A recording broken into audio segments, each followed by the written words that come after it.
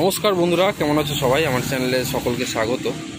তো আজকে যে ভিডিওটা আমরা করব সেটা হচ্ছে আমাদের যে গাড়ির প্রিমিয়াম আছে, গাড়ির নিচে যেখানে মোটরটা লাগানো থাকে সেটাকে নিয়ে। তো একটা গাড়ির প্রিমিয়ামে খুব আওয়াজ হচ্ছে, সেই প্রিমিয়ামটাকে আমরা খুলবো এবং দেখব যে সেখানে কি সমস্যা রয়েছে। চলো ভিডিওটা দেখি।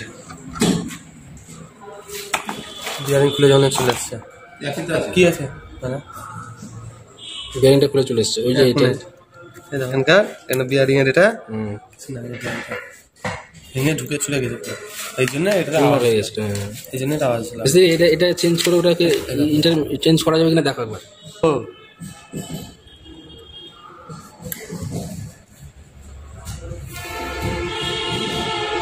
কালি হয়ে আছে,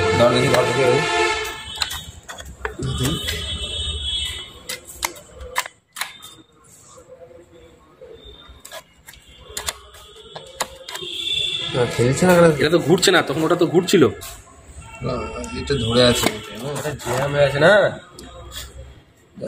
ধরে আছে দেখি।